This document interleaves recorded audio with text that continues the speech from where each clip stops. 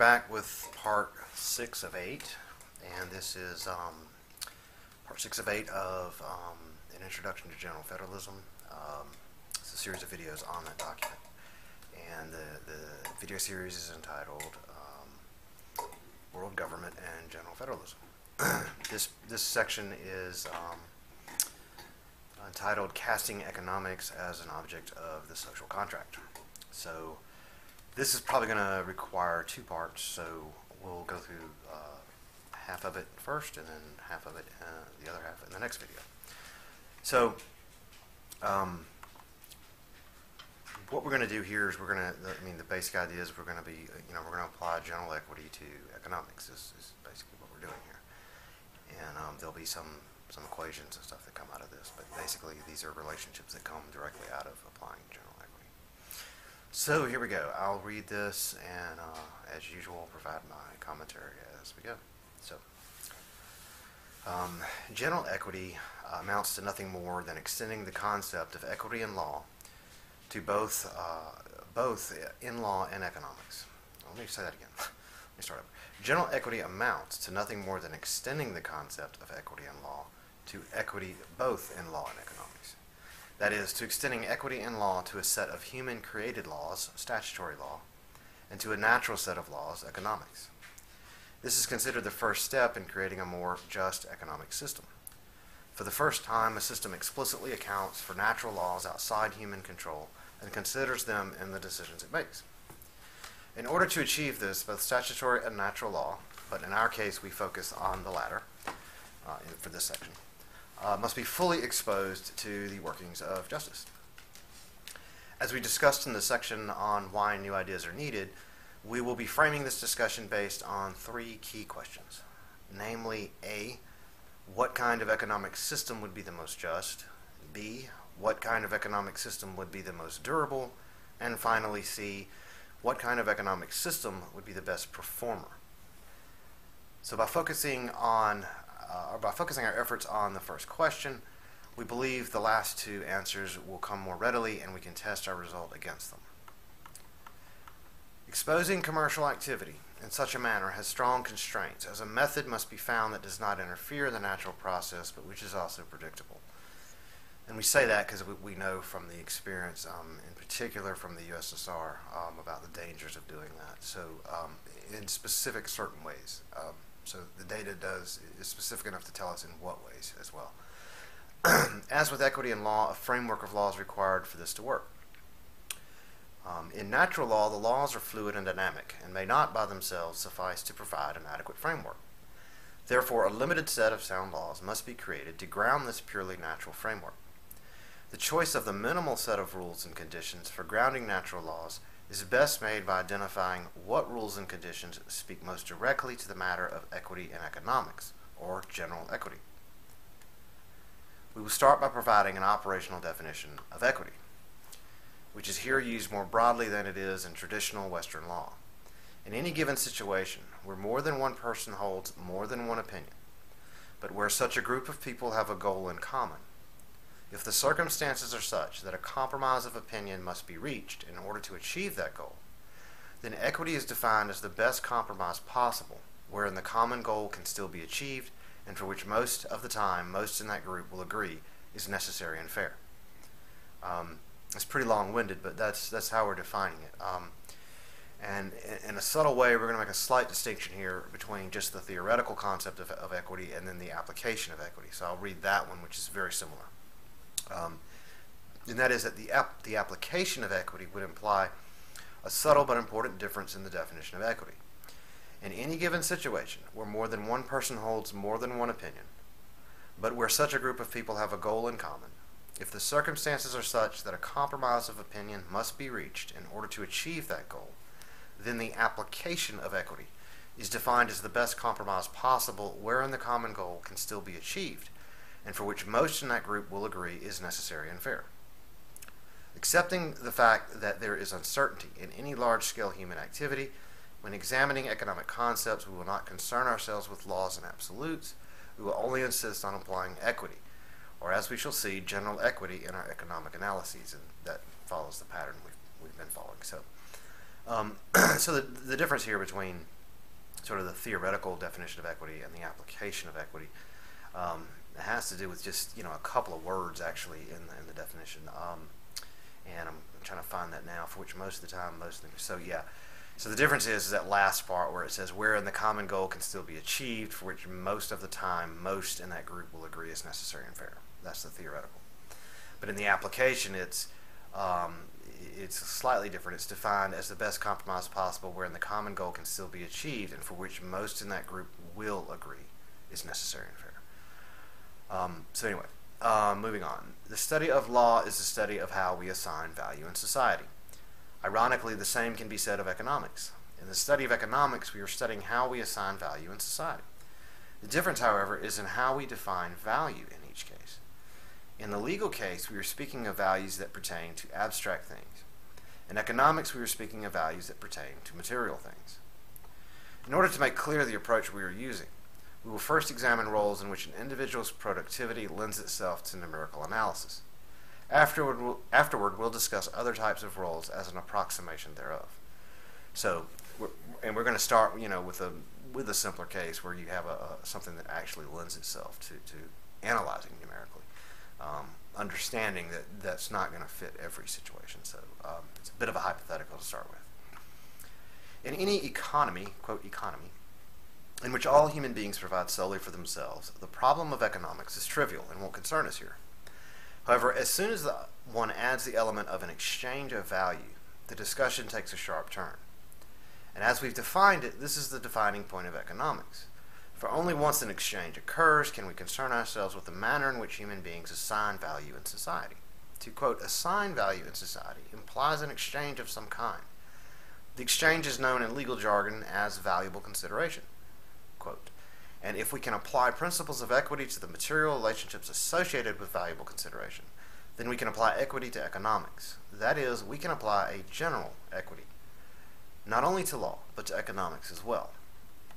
So the economic activity most closely associated with and amenable to equity is the action of exchange, otherwise known as valuable consideration. In this view, both remuneration and general trade are considered forms of valuable consideration. So when we say valuable consideration for our purposes, we are talking about compensation for work, labor, and also just valuable consideration in terms of buying and selling. This leads us into various areas of discussion, the first of which is what kind of valuable consideration occurs in the organic construction of an economy. We pose this question because we would like first to ask how all this begins, and where and at what point does valuable consideration first occur. In the case of Borning, a global community must, if it be representative of all, decide what to do with the natural resources it finds. If it delegates to a selected individual the care and productive application of the resource, this is a special kind of valuable consideration, and we'll expound on that later. Specialization of labor requires exchange, and if a community decides that it wants to specialize labor, we'll have to consider the impact of valuable consideration. Prior to specialization of labor, whenever the individual provided solely for themselves alone, it would be rare that their activity would have any causal impact on the rest of the community. Therefore, it would be an equitable judgment to state that whatever natural resources one claimed is necessary for sustaining their life and livelihood is to be respected by all, and the nascent economic, quote, economic system would have no need to consider anything other than, quote, private property. So, in other words, if if you're providing entirely for yourself and there's no exchange going on, then it would be somewhat rare that your activities and what you do with natural resources would affect anyone else. That's what that's saying. Once the community agrees to specialize labor, however, the community has crossed the Rubicon and now must admit of the possibility that one's use of a given resource no longer affects just that one person, but that it can affect the entire community. If a natural resource is mismanaged, stolen, or if in any otherwise fashion the fiduciary trust placed in that person is violated, everyone could suffer, especially if the natural resource is something all require to survive.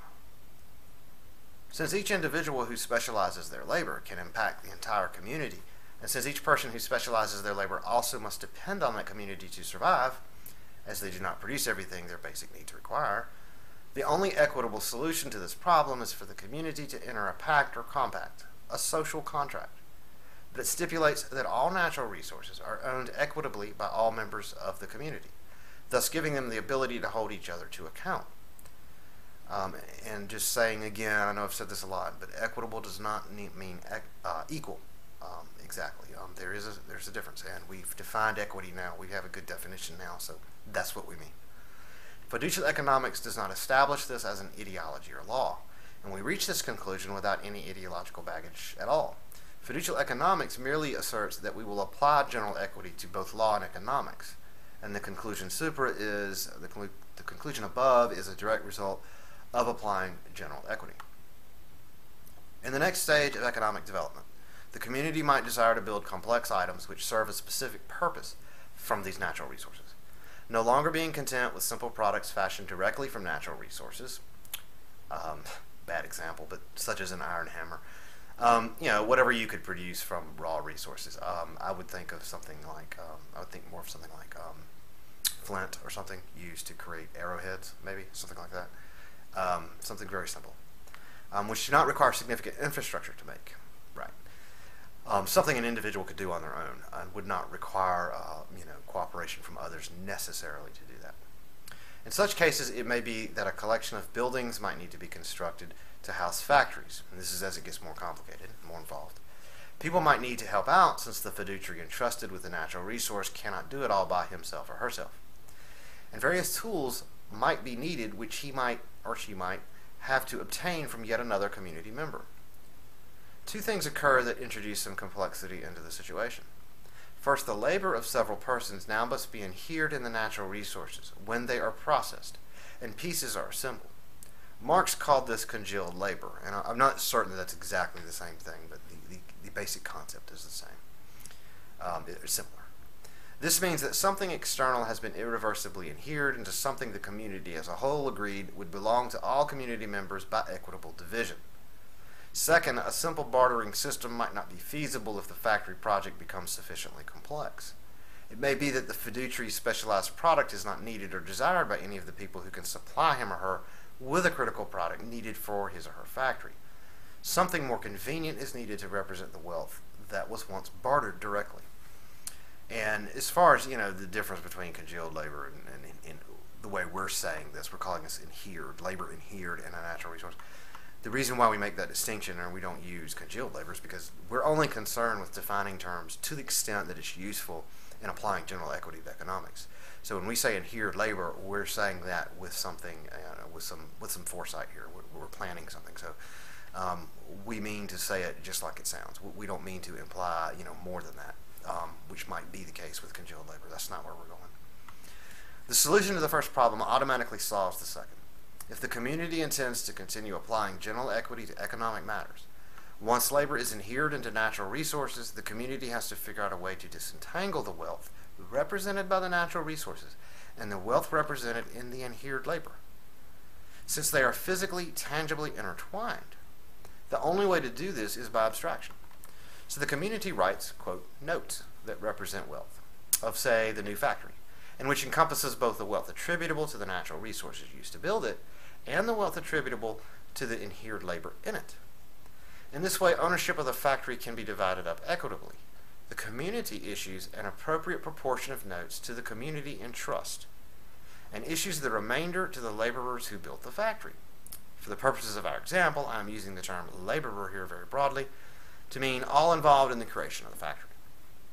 In fact, the community could decide to simply place the factory under community ownership in a community trust. Then issue notes equal to the wealth of the inhered labor equitably to all who labored to build the factory. In this way, the note becomes a legal instrument, almost like a legal receipt proving that the bearer is entitled to access rights to the wealth it represents. That is, some fraction of the factory on deposit, quote, on deposit, in the community's trust fund. We're going to develop this whole idea of a trust fund and what this means. And as can already be seen, we do indeed need to preserve a means for continuing to apply general equity in all these relationships since, as we mentioned, these notes will be equitably distributed to all those who worked in any capacity to build this factory. It's a way for the community to say that those who put their sweat into building this factory are the true, lawfully entitled, fractional owners of the factory held in deposit and trust by the community at large. So the question now becomes, what is the equitable distribution of notes, currency, in this example? To see this more clearly, we continue the example by next considering the relationships that occur when the factory enters production. Once the factory has been built, it can next begin producing another product. So we start with a factory as a product or as wealth. Then we use that to produce another product or more wealth. And we see that the workers who work in the factories to produce the factory's products have a similar kind of relationship to the wealth and currency in play here, as did the laborers who built the factory in the first place. In the case of the factory product, a certain amount of labor is inhered in community-owned natural resources and then sold on the market by valuable consideration. But there are really two possible paths at this point. First, the product produced could be for consumption by the consumer, or the product produced could be a tool for producing other products. In the former case, this is a kind of consumption capital, where in the latter it is a kind of productive capital. But in either case, valuable consideration means that whoever is responsible for the factory will receive a payment in currency for the product it produces. And the exact ratio of product to currency will be driven by that valuable consideration. Once that is agreed upon, and not worrying for now where the notes or currency used to make this payment came from, an exchange occurs and we must now figure out how these notes will be equitably distributed. The equitable distribution is a fairly straightforward relation, at least considering how complex this can get. Labor inhered in a collection of natural resources, which constitutes a factory, is placed in a legal public trust. Placed meaning legally put in a public trust, as that is where the natural resources at least legally belong. But to deal with the inhered labor that cannot be separated from the factory, the community issues notes that represent the wealth of the inhered labor in that factory. In order to develop a general relation to track and define change in wealth in the public trust, we start by considering the quantities that emerge from valuable consideration. We consider a factory producing widgets, some product they can sell on the market, whatever it is, whereby the widget is presented in consideration of currency. Let the currency in circulation be denoted M, capital M, and the currency tendered in consideration of the widget be denoted lowercase m. Thus we can denote the total currency paid precisely as M sub G. So the total currency tendered in that valuable consideration will be M sub G. The portion of this gross amount used to pay for all expenses of all production processes causally associated with the final production of the widget we denote M sub C. And we're developing equation 1 now, so this is all for equation 1. We're going to have about 15, 20 equations here we're going to go through. Nothing super advanced or anything. This amount includes the cost of a minimum wage paid for both time and personal expense per widget for all persons engaged in that production process. But it does not yet include any other form of remuneration. Thus, the remainder of M sub G can be thought of as a gross profit, which will denote M sub V. Thus, M sub V equals M sub G minus M sub C, which is equation 1. In the simpler case of there being just one productive capital factory and just one consumption capital factory, we have the relation, and that's equation 2, L sub W equals, and I'm not going to read this out, you can look at the equation and study it yourself, but basically I'll just describe what these variables are. So equation 2, where L sub W is the total inhered labor fraction per widget, T sub W is the time elapsed to manufacture the widget in factory 1, and T naught is the total operating time for the productive capital before it is retired and either disposed of or salvaged. Capital X sub naught L is the labor fraction per widget inhered at factory 0, and X sub 1L is the labor fraction per widget inhered at factory 1. So we've numbered these factories basically,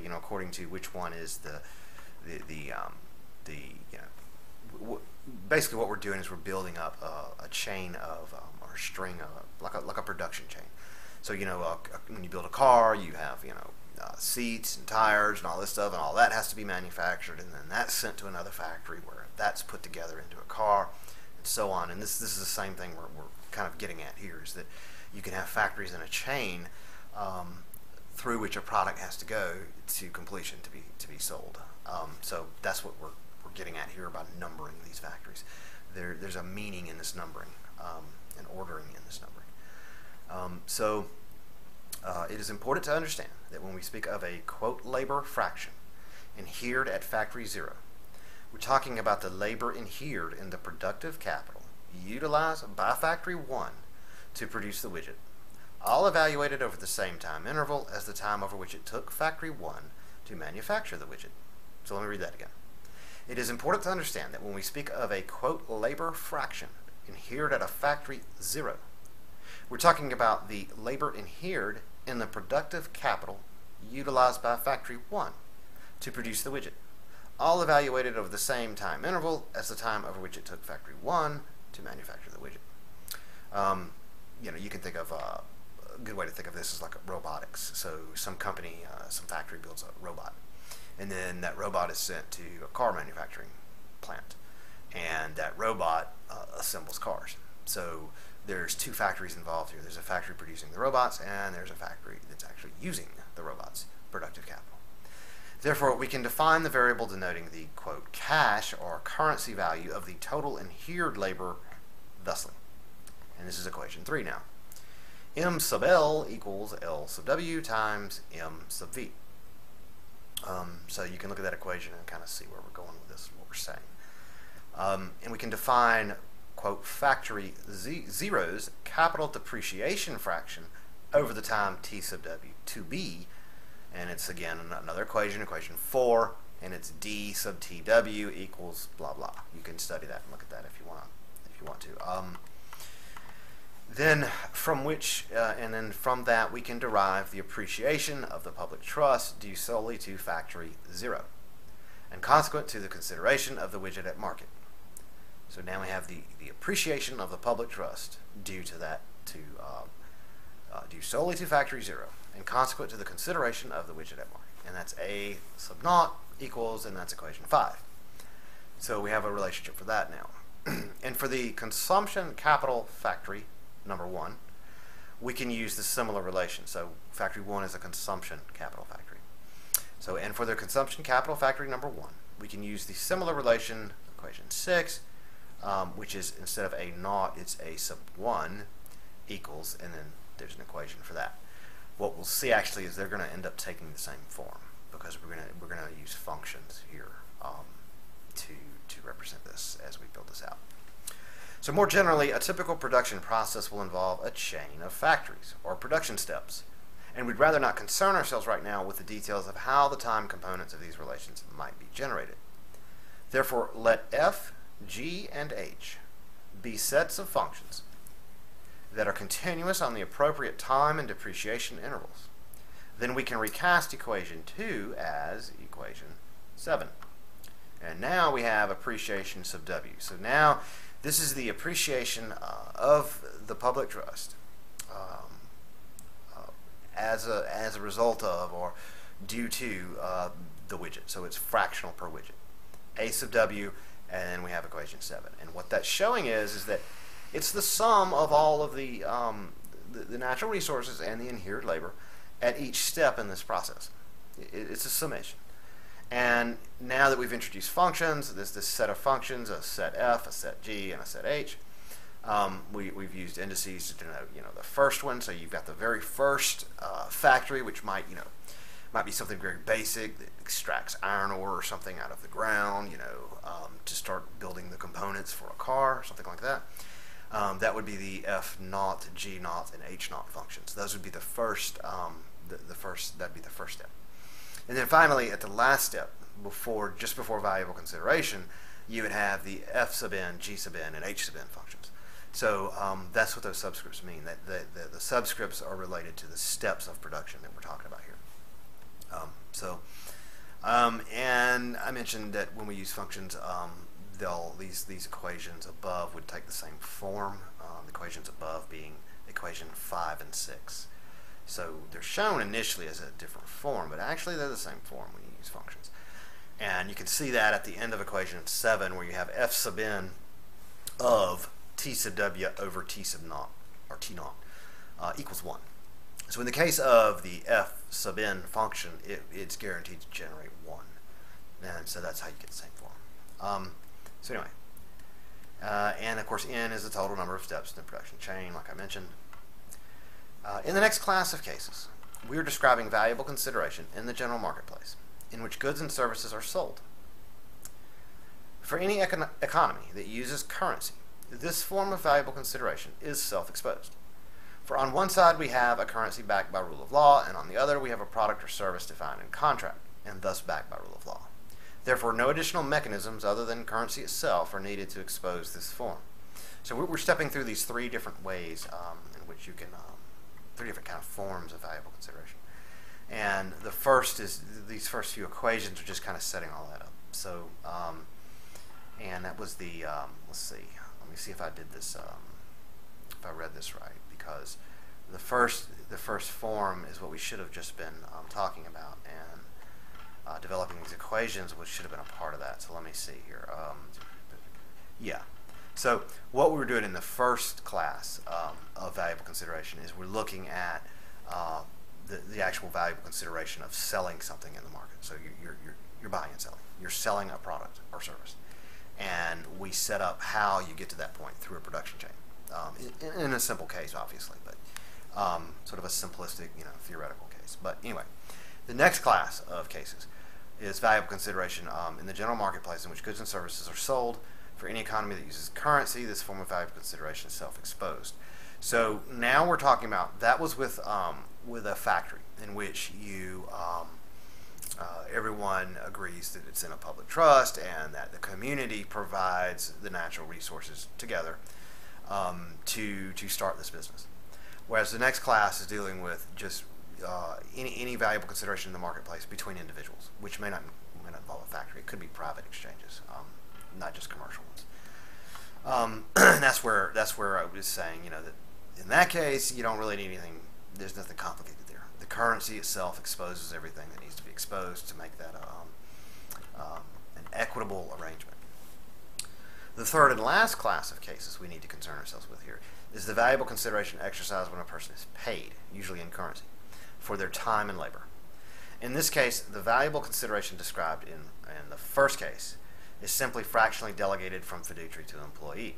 In this sense, the employee is a junior fiduciary. So in the third case now, so in the first case where we had the factory, a person is actually being paid on the basis of individual financial productivity. This is two sides of the same coin, because the individual financial productivity is the appreciation of the public trust. I mean, that's part of the appreciation is this inherent labor that's going into the capital that is individual financial productivity, and they're being compensated for that. In the third case, though, we're talking about where you have a person being paid not for their individual financial productivity, but simply for their time, and also for their expense as well. So if there is any personal expense or anything like that, then they're due compensation for that as well, obviously. So anyway, a glimpse into how general equity can be applied to remuneration as a starting point and first order approximation is to think of the typical enterprise in terms of its hierarchy of responsibility. First, and this is now we're drilling down into the details about how remuneration would work in this factory example, in a typical organizational structure.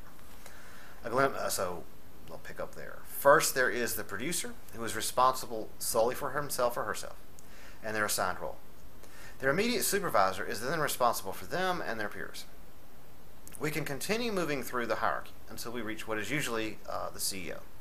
Remuneration on the basis of time and personal cost expended is fairly straightforward, so we don't need to expound on that, except to say that under a fiducial economy, this, quote, base pay would be a minimum wage paid to everyone. The same uniform hourly wage for everyone. So that's sort of a base pay on which the financial productivity is added on top. So But when we discuss compensation by financial productivity, we need to explain a bit more of what we mean. So we're going to get down into that now and explain how that would really work. If you just apply general equity. If all you're trying to do is apply general equity, basically justice to economics, this is how it would play out. Here it might be good to start with how the Constitution for a General Federation defines the key terms. Paragraph 4.6.16.1. For the purposes of this Constitution, inherent labor shall be defined as the proportion of a product or service's value attributable to the total value of the labor applied to introduce it for, and whose value is determined solely by, valuable consideration, which in the case in which the product or service is used commercially for generating additional dependent products or services, we here denote X sub L, ... and it goes on. But that's the definition we need. And then in paragraph 4.6.16.2, for the purposes of this Constitution, individual financial productivity shall be defined as the inherent labor in a given set of products and or services per unit time T, attributable to a single individual in which a given quality control standard, which the House of the Fiduciary shall set by law, is met for all such labor contributed. This financial productivity and new wealth generated are one and the same thing, as I kind of mentioned there a second ago.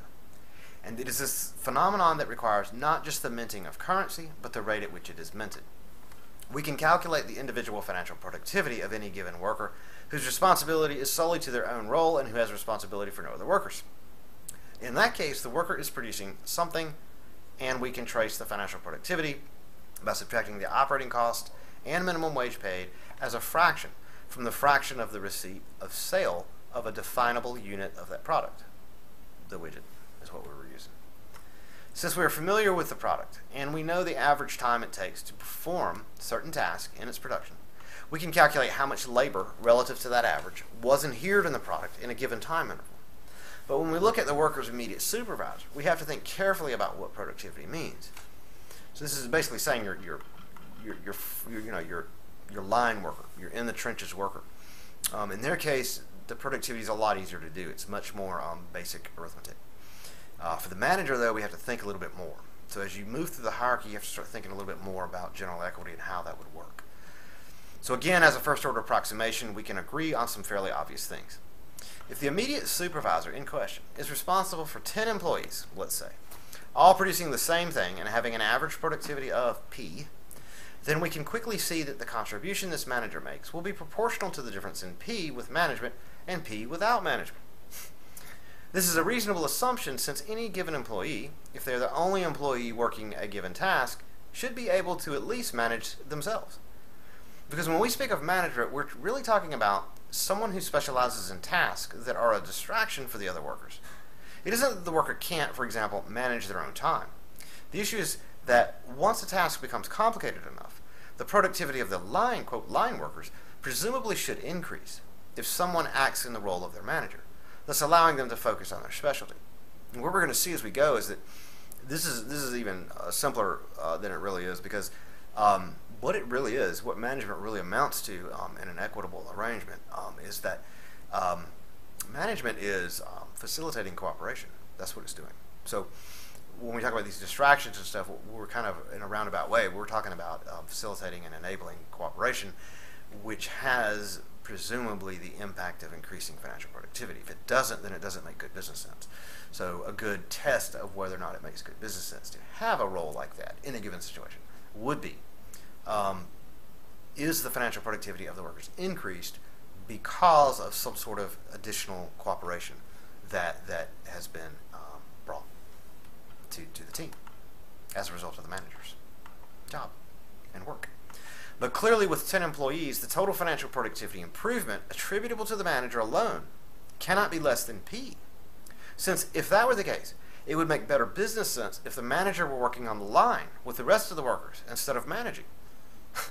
To assign an individual to a manager role, when the productivity gain that it provides is less than the gain of simply putting them on the worker's line, is not the best use of labor or capital. And similarly, the manager, once again speaking only from a sensible business perspective, cannot be contributing a total productivity to the team's work of anything equal to or greater than 2 times P. For if he or she were, then it would make better business sense to hire another manager rather than hire an 11th line worker. So these are kind of establishing bounds, extrema, minima, and maxima of what you could realistically have in a sensible business operation. What kind of relationship could exist between the manager and their immediate line workers for whom they're responsible. But in order to fully characterize this relation, we'd like to break this down into a more fundamental application of general equity. We assume that a manager's role is to increase the productivity of each individual line worker by some amount over and above what it would be without a manager. And that seems reasonable. That would be equitable. It would have to, otherwise they shouldn't be there. This occurs when the manager facilitates, by whatever means, an increased degree of cooperation between two or more line workers. By improving cooperation, the productivity is magnified as factors operating from each employee to every other employee. In other words, a gain in productivity for one worker works to improve the gain for each and every other line worker, precisely because it is a cooperative team effort. Otherwise, no management would be needed. And that's a key point.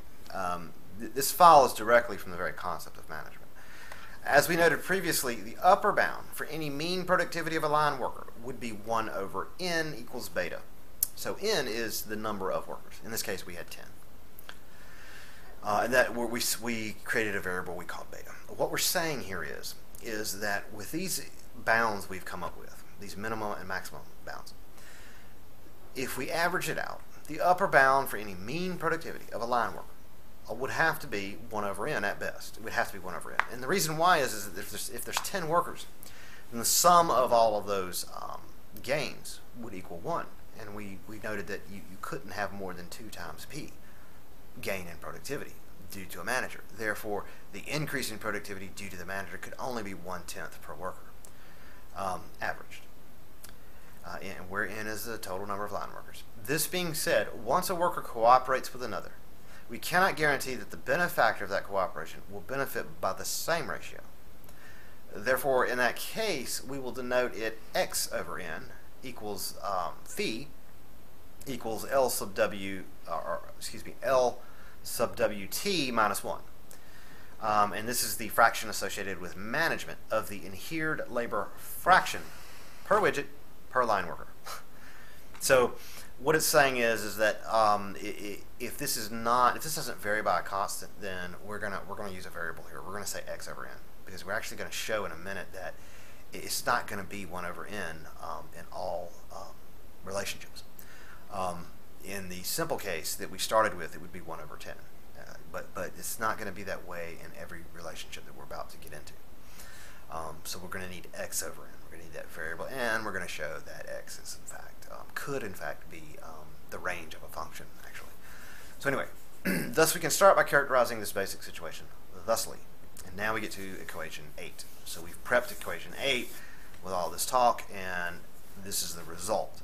So you see beta and phi there, and you can see that if you look at this equation carefully, you can see why there is this difference between x over n and 1 over n. In certain parts of this relationship, it's going to be 1 over 10, and other parts, it's going to be x over 10. And that's equation 8.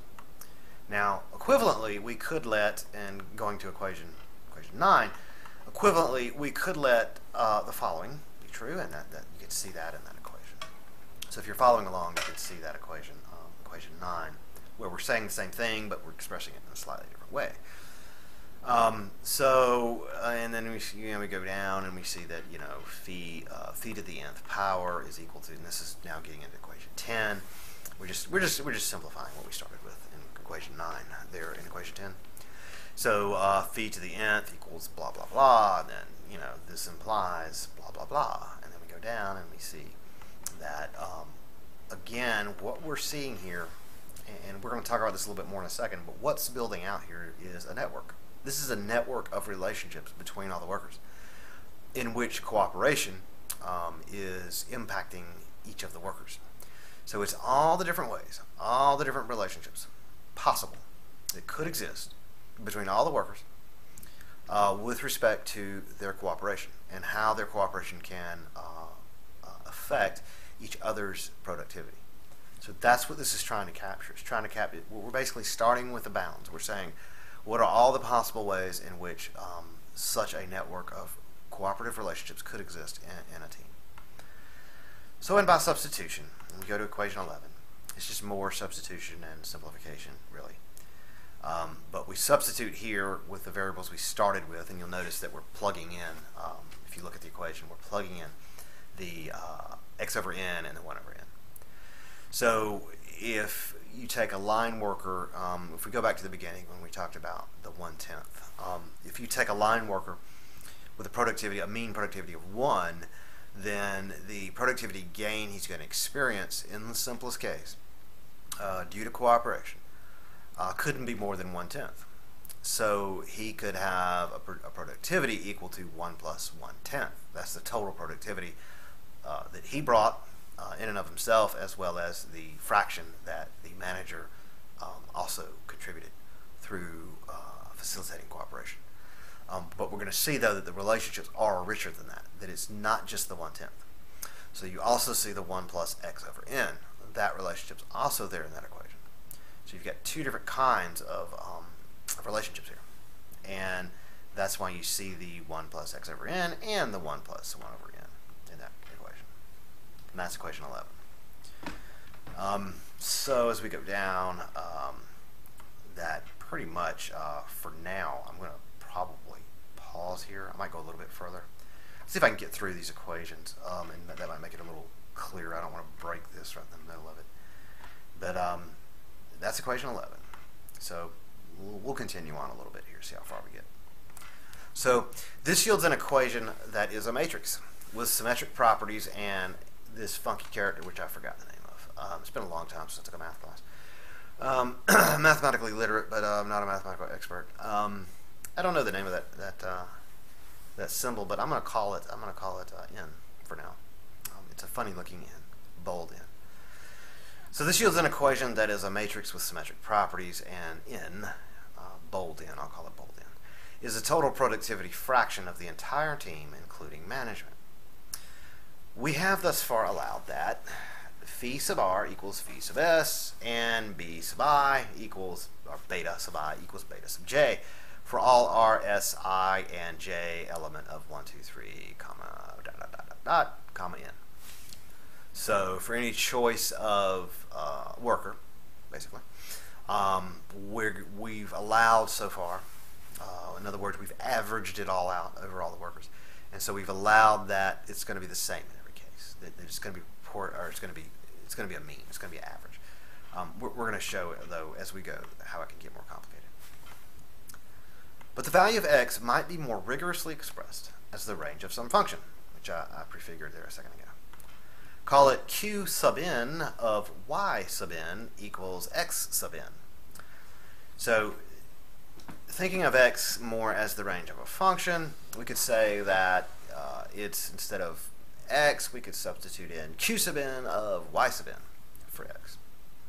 And that would be the nth worker's q function for a y domain variable. And we have in this illustration assumed that q sub n is linear.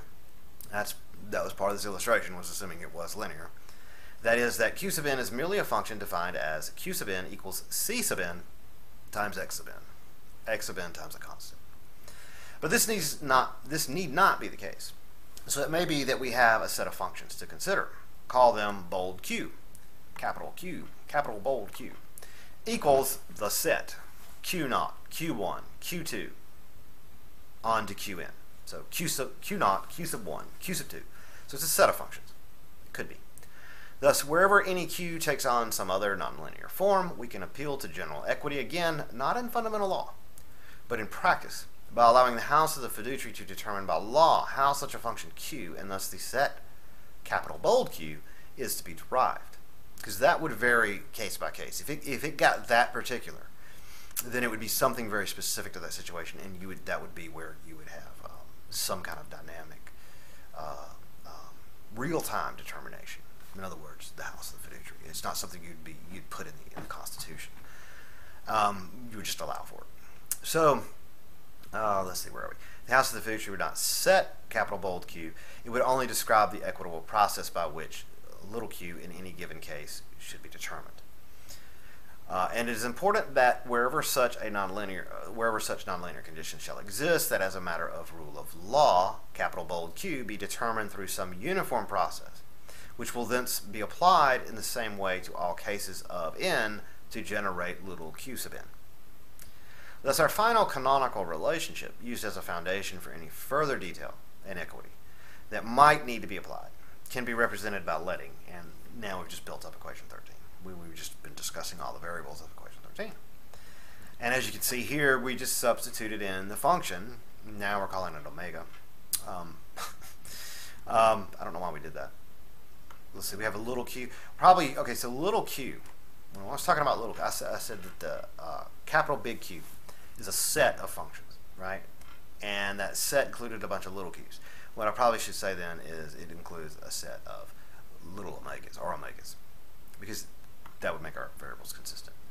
So probably should change that. But anyway, equation 13 shows that we just substitute in those omega functions, and what we'll get is the x or whatever value that we were seeking. So when you substitute that back into the equation that we had from before, you see that you have the function there. And that's going to be true for all k element of 1, 2, 3 on to n. Basically, real numbers. Yeah. All the real numbers from 1 to n. Requiring an explicit calculation of equation 8. So if in this case, if you had this, this would be something done in software. This wouldn't be something you do on paper. I mean, you could, but nobody would want to. So if you had a case like this, this would be an explicit calculation that you'd have to do going all the way back to equation 8, which is where we just framed out that network of relationships. However, since we are seeking a canonical representation, we will proceed by assuming that x is, in fact, derived of some constant and is linear. And as stated, the house of the fiduciary will provide a means for finding any big cap Q needed. So the expression in this form will not be canonical or specified in fundamental law as such, like I said. Therefore, continuing with equation 11, we need to pause for further explanation of our next steps. We wish to create a canonical relation for the maximum possible productivity of a team and its manager. In this illustration, we are holding the number of managers constant and changing the value of the number of line workers, which we called n. So we are trying to figure out what happens to a network of modes of cooperation between line workers when we increase n. By modes of cooperation, we're simply referring to the fact that each line worker can, in principle, cooperate with each of one's fellow workers, presumably enhancing their productivity through that relationship. And that enhancement is presumably due to the efforts of management, presumably. Otherwise, it wouldn't make good business sense for them to be there. So each of those relationships can be thought of as a path on a network, connecting each employee to all his or her coworkers, producing 10 lines from each employee in our example, out to all their coworkers. In other words, what we seek is analogous to the fraction we intuitively identified at the start. That is the fraction 1/10. Because we could see that summing all these fractions for each line worker would yield more than 1, and that it would not make business sense for a manager to contribute more than twice the productivity of a line worker. So 1 plus 1 equals 2 would be the upper limit. But what we in reality have here is a network of cooperation in which line workers contribute to each other's productivity through their cooperation via all the different possible network paths or networked ways in which they can interact.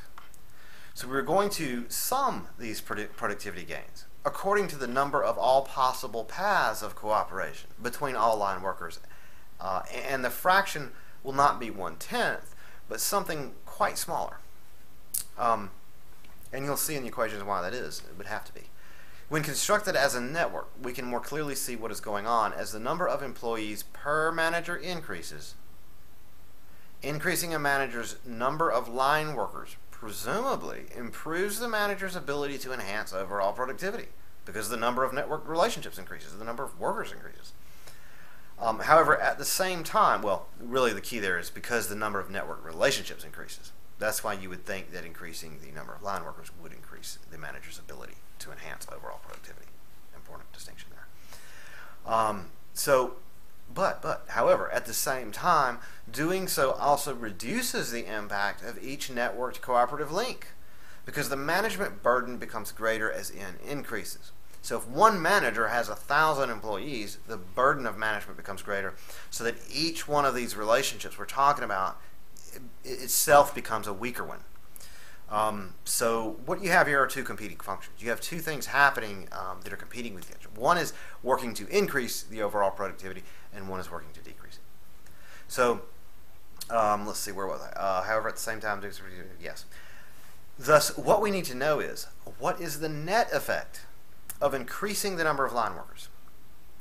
Whenever we have a situation where two functions numerically work against each other, as some variable like n varies, we can use limit laws to figure out where the result will fall. That is, the net effect of running both functions. So we need to pass a limit on this equation, with a fraction of productivity for each line worker expressed as x over n, only requiring that x be greater than 0. And we can do that because that doesn't make sense in this application. Mathematically, you might be able to have an x less than 0, but in our situation, that would make no sense. So we're going to require that x must be greater than 0. That'd be the only situation where it would make any sense. Theoretically, it could be any value as long as it is greater than 0. So we will put that qualification there. Because the fraction we need is the ratio of the line worker productivity mean, defined to be 1, plus the productivity contributed by management to n. And then that's how we build up to equation 14. So that's what equation 14 is about. So we pass the limit as n goes to infinity. We're gonna pass the limit on both sides of the equation. And if you remember your limit laws and all, you go through it, you pass these limits, and you'll end up with, as you get down here to the bottom, what you're going to end up with is your answer. Well, you're going to end up with it expressed in the way that we need it to be expressed. There are a lot of ways you could do this, but we're expressing it this way for our purposes. So the natural log of, what did I call that? Capital N, the weird n. Natural log of capital N over E equals n times x. So in this context, when we say E, we're talking about that number that whose nth derivative is equal to that same number. So that number is the number which is a unique number, and it's the number which is equal to its nth derivatives. Any derivative you take of it will be equal to e to the 1. So e to the 1 will be equal to, you could differentiate it all you want, you'll still have a value equal to e to the 1. It's the same thing. And that's a unique special number. It shows up a lot in math. It's used all over the place. I'm sure you all know that. So just beating a dead horse maybe. But we take the natural log of cap n over e to the 1, and that's going to be equal to the number of workers times that x value that we said was going to be probably less than 1. Greater than 0, but probably less than 1. It's going to be small. And it does turn out that way. So nx is the manager's total productivity fraction. And from this, we can calculate the line worker pay fraction. So in other words, nx is telling you what the manager's total financial productivity fraction is for this widget, and it's a multiplier. It's just a multiplier. It's not money. It's just a multiplier. So if it's let's say 1.7. If it were 1.7, that means that it would be taking the line worker's average as 1. It would mean that the manager's is 1.7 versus 1 for the line worker. But what we're going to see is that it doesn't quite work out that way, because the line workers is going to be a little bit higher after you run this equation. You're going to see that it's actually going to be a little bit higher. So it divvies up between the two, and the equation does this for you. So when we want to figure out what the line worker is going to be paid, his or her pay, we're going to derive this function, this equation, in equation 15. And what that's going to tell us is it's going to tell us the pay fraction. So now, and we're still dealing with factors. Yes, this is not actually cash. That comes later. So these are still just fractions, just factors that we're using to multiply with. But it says, and from this we can calculate the line worker pay fraction. Yeah.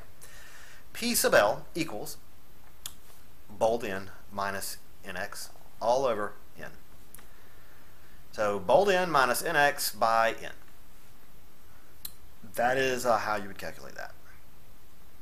But notice that it has NX in it. So you need to know NX first. So the first thing you're going to calculate actually is the manager's financial productivity. So interestingly, and this is interesting, you would actually start with the CEO at the other end of the hierarchy, and then you would work your way back, probably. It depends, but anyway. From equation 7, and by rewriting equation 1, we determine the pay in currency per individual worker using the relation of equation 16. Now notice that we're going back now, reverting back to that appreciation equation, appreciation of the public trust, and that's because the labor and the pay, this individual financial productivity, is appreciation. That's what this is. You're being paid for appreciating the public trust. That's what you're being paid for. It's the appreciation that you cause through your labor. You meaning, hypothetically speaking, of the worker, whoever that is, manager, line worker, whatever. And that's A naught equals blah, blah, blah, and then it goes back to that function we developed earlier, or that equation we developed earlier with the F, G, and H functions. So, and this one, of course, assumes we are talking about the first level, or the first factory in that production chain. And that implies that the actual pay, capital R, bold R, C sub W, or sub CW, is going to be equal to M sub V times A naught times P sub L. So that's how you would determine the actual pay and currency. So M sub V is that monetary value, that currency value that you got at valuable consideration in that other equation we did. So that's how you're getting now the money out of it. You're taking these factors and you're multiplying it times the money in the pot that you got for the widget, that everybody got for the widget. So this is your fraction. Now, where capital R is the remuneration in currency per widget for the line worker. The manager's remuneration can be calculated similarly. It's R sub MW equals M sub V times A naught times NX. And that's equation 17. So there's the difference.